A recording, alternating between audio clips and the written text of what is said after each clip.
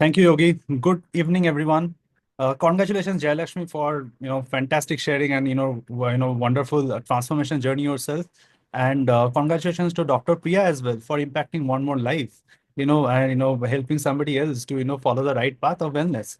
So my name is Upal. I'm from Bangalore. I'm an IT professional, and I'm a Swasthya coach as well. And me and my wife, we are part of this community for many years now, and we overcame some challenges ourselves, wherein I lost a few kgs. I also reduced a little bit of my HbA1c score, and Shiny did overcome PCOS challenges. And once it looked like that, it would have been very difficult for Shiny to conceive with the PCOS challenges, but with everything that we learned here with our coaches, we could overcome the challenges, and we have become coaches ourselves today. So that's a little bit about us. And today's topic is going to be very important. So my goal is to share, the most important facts about this subject. From since the beginning of human history, and help you understand, what to do when you have this, and how to approach this. Also, I'll like to simplify what type 2 diabetes actually is, right?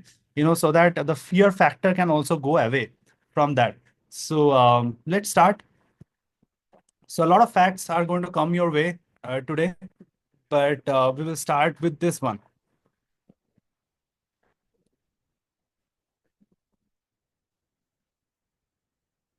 See, this is why you need to pay very close attention right now.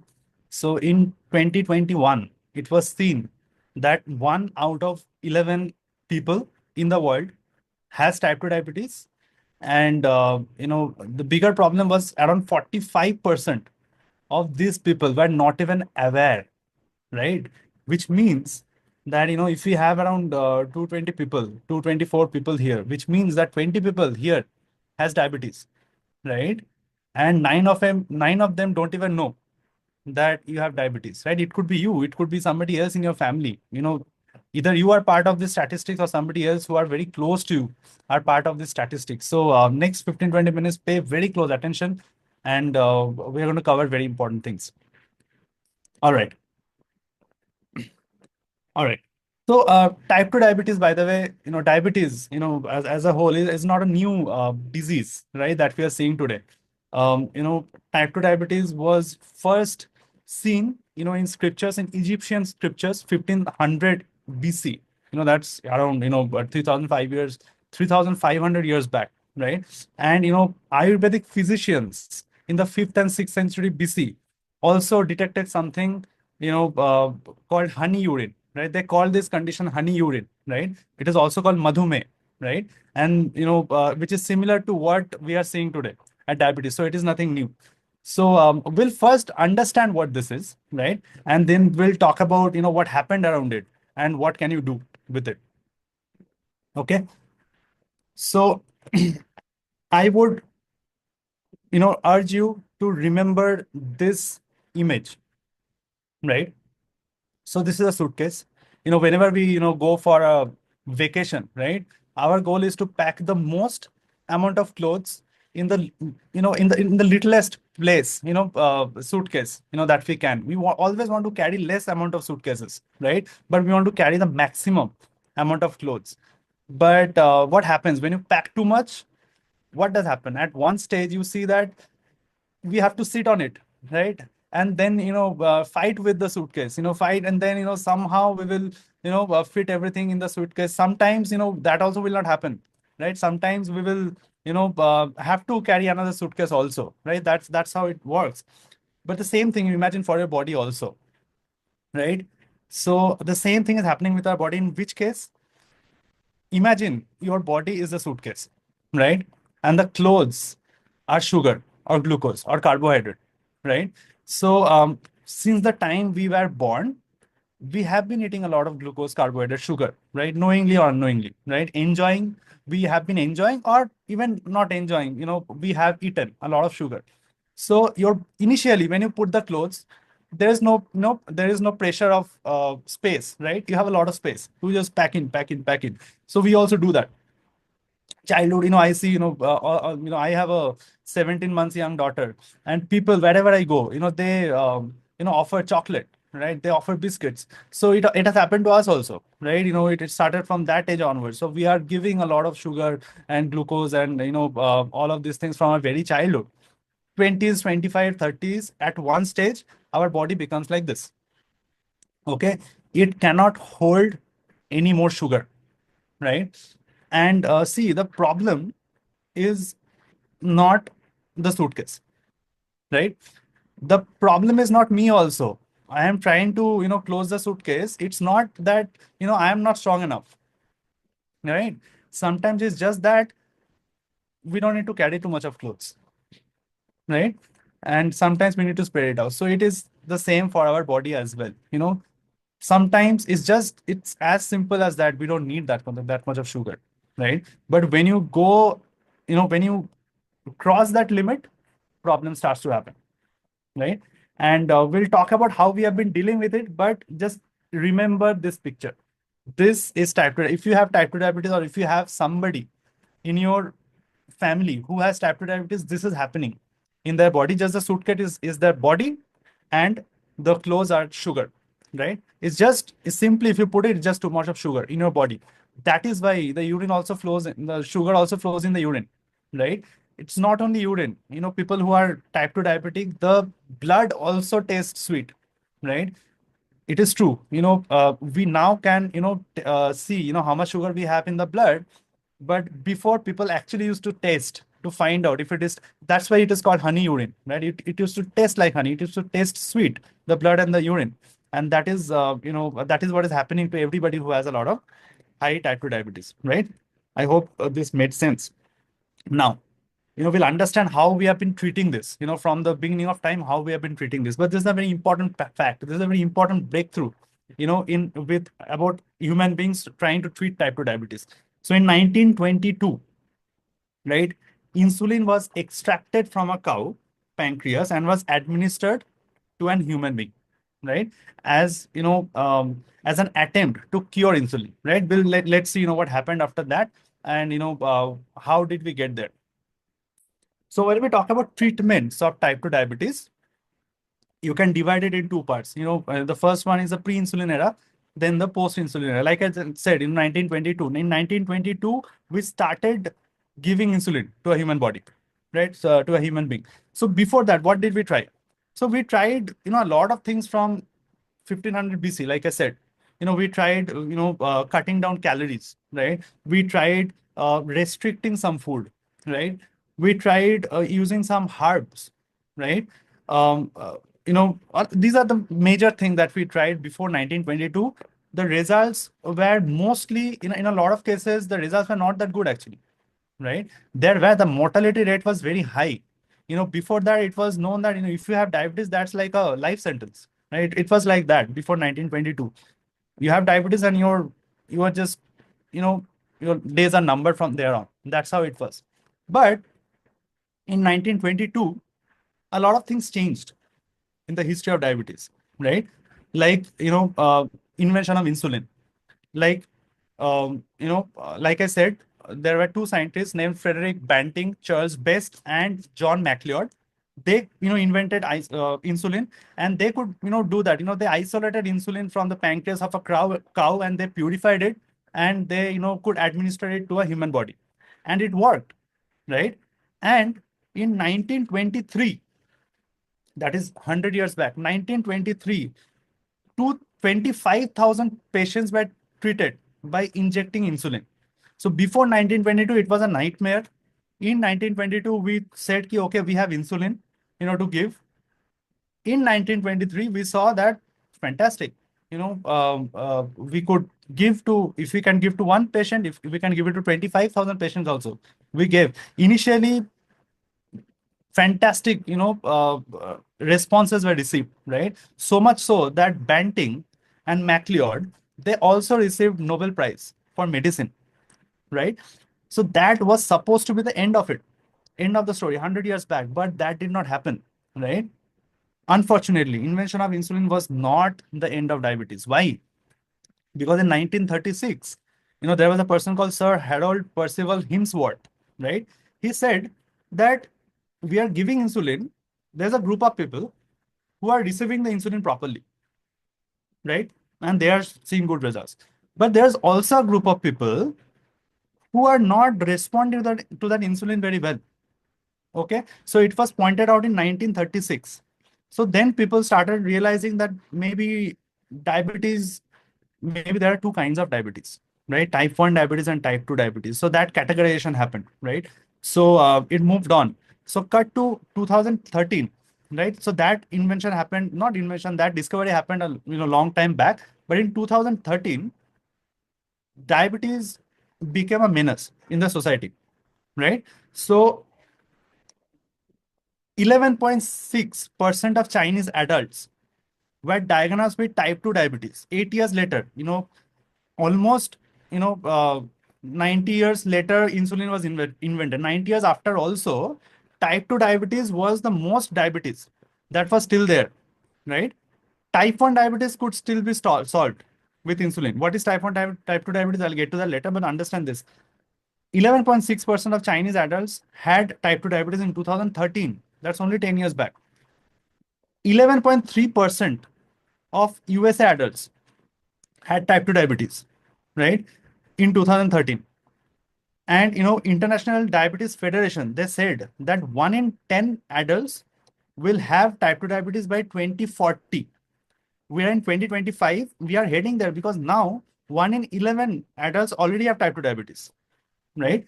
And more so, what has happened was that, you know, uh, 10,000, in US, a lot of people started becoming blind because of type 2 diabetes. It was traced to type 2 diabetes, right? And a lot of kidney diseases also started happening, right? 45% of the kidney diseases that happened in US could be attributed to type 2 diabetes, right? So things were really not under control, right? So much so that in 2016, right, 45 international medical scientific associations and societies, they said that the most effective way to treat type 2 diabetes is bariatric surgery, which is the most risky and the most expensive way to treat that disease, right? So which means that in 2016 also, people really did not have a lot of clue about what was happening, right? But see, in 1922, we invented insulin. We need to understand also why that happened.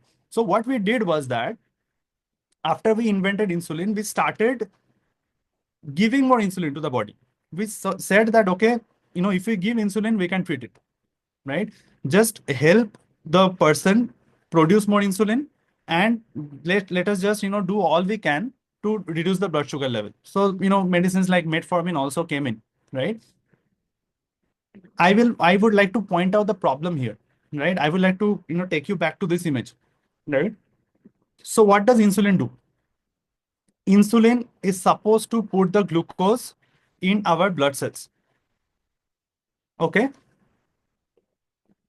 It's like me, right? I am trying to put the clothes in the suitcase. Okay. But if the suitcase is full, I cannot do that. It's not my problem. You can bring, I can bring my wife also, I can bring my parents also. But if there is no space, the clothes will not go in. But that is what we tried to do after 1922. We said ki the problem is not, the problem is not that there is a lot of sugar in the blood. We will try to, put the sugar in its place by adding more force. And that's what backfired. And that didn't work. And that is why in 2016, 45 associations had to say that, okay, it is only thing that we can do is type 2 diabetes, is bariatric surgery. Let's see what else happened. So people started to think that, okay, what is going wrong? Why can't we deal with it? A lot of things came, right, in human beings way. A lot of diseases came. We took care of all of it. What is the problem with type 2 diabetes? And it was found that 500 DNA variants, right, can make someone more likely to get type 2 diabetes, right? In 1922, in 1992, which is 70 years after 1922, which means that in 70 years, we were still finding out solutions. 70 years later also, there were studies going on about type 2 diabetes, and we realized that there was a concrete evidence suggesting that yes, there is a genetic link to type 2 diabetes. So several tests, were done, right? Twin studies were done. People were studying twins, and they found out that if one twin has type 2 diabetes, the other twin also might have type 2 diabetes. There's a higher chance, right? They did studies with family studies were done, and it was found that if both the parents had diabetes, there's a high risk of the child to have type 2 diabetes, right? If one of the parent had and other the sibling had, then also the risk was very high, right? Then the genome wide association studies, right? An association with studies about genetics and all. So they also confirmed this. They said that okay, yes, we have identified numerous genetic variants associated with the risk of type 2 diabetes, right? And these genetic variants can actually, they are involved in insulin secretion. They can increase the insulin secretion. They can do it. And insulin resistance also can be caused because of these genes and other metabolic processes. So in 1992, we were in a place we were sort of thinking ki, okay, it is maybe the genes, we might not be able to do much about it. But we still kept looking for answers as a human race, right? And this is the most important fact that you should take home today, right? Type 2 diabetes can be prevented and controlled, even if you have genetic predisposition, which means even if you have genes which puts you in a high risk of type 2 diabetes, it can still be prevented and controlled. Okay. So this is what they are saying now. Genetic loads the gun. Lifestyle pulls the trigger. Okay. If your genes, if you have type 2 diabetes in your genes, that only means that you have a gun loaded. That's not very safe, but nobody is harmed yet. Okay. But lifestyle pulls the trigger. You have a bad gene and you have bad lifestyle, then though it's a big problem for you now, right? But the good news is that the gun is still in our own hand, right? We can still choose not to pull the trigger. Okay. Another thing, more things were found out is that,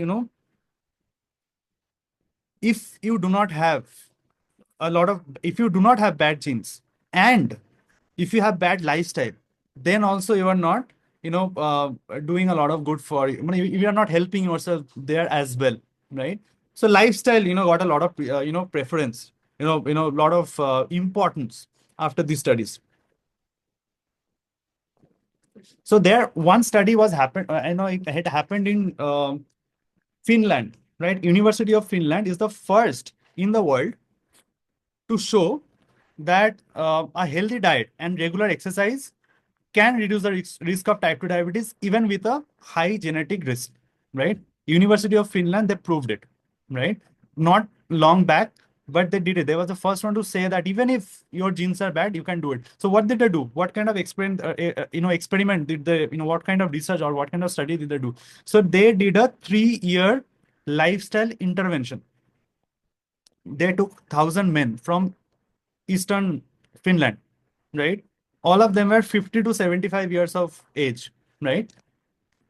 And 600 of these men had genetic predisposition, which means that 600 of these men had high risk genetically of type 2 diabetes, right? And the other people were the control group. They were kind of controlling these things. And the researchers, they didn't know who had high risk and who did not have high risk, right? And what did they do? They said, they given them an improved diet which has more fiber. They gave them a diet which has, more essential fat, with a lot of vegetables, right? And they also monitored their exercises. And they did this for 3 years. And 3 years later, the readings improved for everybody, irrespective of who had bad genes and who did not. Okay. So it's a big, big breakthrough, right? Which goes to show, it gives me a lot of hope, at least, that, things are still possible is still in my own hands. My genes, yeah, they actually determine my future, quite a lot, but not in this area, right? Not in this area of health. I can still work through it, right? So diagnosis is very important. Why? Because if you look back in the first, fact that I shared with you, among everybody who has type 2 diabetes, 45% of those people do not even know that they have type 2 diabetes, right? So that's a big problem. Why? Because more time it goes unnoticed, untreated, more problems that they create, right? I talked about some problems like, why does type 2 diabetes creates a problem? Because when there is more sugar, right, in your bloodstream, it gets deposited in our bloodstream, right? And try to understand this, we can see the veins in our hands, right? We can see it, when we get injection, they kind of find the vein and they push it, right? But if I cut here on my face, blood will come out, but I cannot see the veins here. These are micro veins. These veins are micro veins. These are smaller veins, right? And the risk with the smaller veins is high, because if the sugar deposition happens in the smaller veins, there will be blockage. The blood circulation will fail. That is why in the extreme cases of type 2 diabetes, you will see, blindness, you will see kidney failure, you will see the, hands and, legs, it will affect tingling sensations, nerve will get affected because there are micro veins. The blood circulation has been stemmed, right? So, and that is why this is also becomes important more. We have to be aware, right? This number is way too much. 44.7% is way too much for being unaware of such a risk, right? So what can we do to be aware, right? So these are, see, check for these symptoms, right? Check for these symptoms. Increased thirst, right? If you notice increased thirst, do not let it go by saying ki, it's I might have walked a lot, I might have sweated a lot, yeah, this it's hot, I have increased thirst. Observe it, right? Do not let it pass by. Observe, week on week, how is it happening, right? Frequent urination, observe it. Make a note if you have to, keep a log if you have to, why not, right? Tingling sensations and numbness and pain in your feet and arms, increased hunger despite weight loss, okay, and fatigue for no reason, right? By the way, it is not okay to be fatigued, actually, be fatigued at our age, 30, 35, 40, 45, 50. It is not okay, right? If I'm fatigued, there is something wrong, so don't let it pass by. So these are the blood reports that you should definitely do, right? If you have not done it, you should definitely do this test to find out, where you stand at the risk level. So fasting plasma glucose, right? This test you can do. Your score should be less than 100. Random plasma glucose, your test should be less than 200. But this is the most determinant test of type 2 diabetes, which is HbA1c, glycated hemoglobin, right? And it should be less than 5. See, 5.7 is the pass mark, right? If you have 5.7, HbA1c in your blood report, on paper, you will know that you are not diabetic or pre-diabetic. Doctor will also say so. But understand that in a 100 marks paper, you have got 33 or 34. I would not be very, comfortable with that, because here, if you fail, the implications are huge. Right? The impacts are huge. So that's why we recommend that your HbA1c score should be less than 5, right? So do this test. Get back to the person who has invited you. Make sure that you all of these are in check. And finally, I promised, and I promise simplification. I'll give you simple solution, right, to work on type 2 diabetes if you have it or if you know somebody who has it. I already talked about, what kind of improvement you can make in your diet.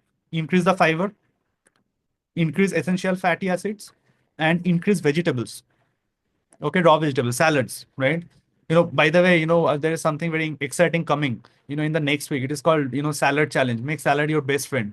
You should definitely be a part of that, because we have to make salads our best friend, because everywhere you look, salads becomes very critical.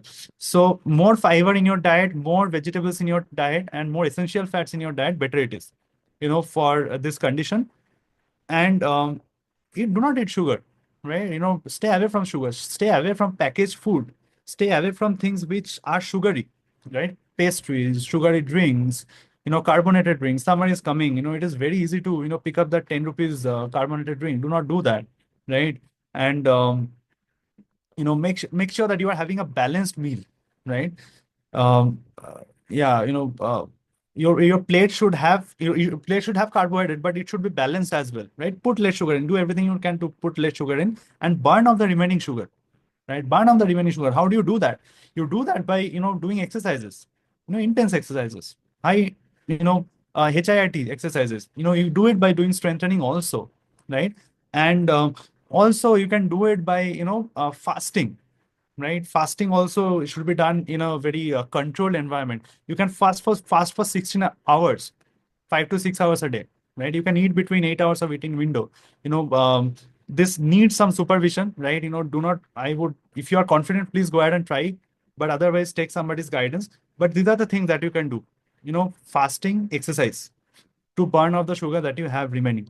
So keep it simple. It is a very simple, it is as simple as they have mentioned it, 5,000, 5,500 years back, 2,500 years back, honey urine, right? A lot of sugar. Type 2 diabetes is simply a lot of sugar in your body. So these are the things that we should do to keep it at bay. So that's all I wanted to share. I hope I could add some value. I hope you are taking some pointers to act upon, and I hope you will use that uh, these points to help yourself and also the people that you see in your around you as well. Because as a community, we have a goal of helping 1 million people lead a disease-free life by 2026, and we are very serious about this goal. And this is, if you can do this, a lot of people are using metformin, right? And they believe that it is helping them. But like I said, the problem is not me. If I'm, if there's a lot of clothes and I'm trying to close the suitcase and it is not closing, I am not the problem. Maybe I have to look at, what I'm putting in the suitcase. So that's what I had to share. Over to Yogi.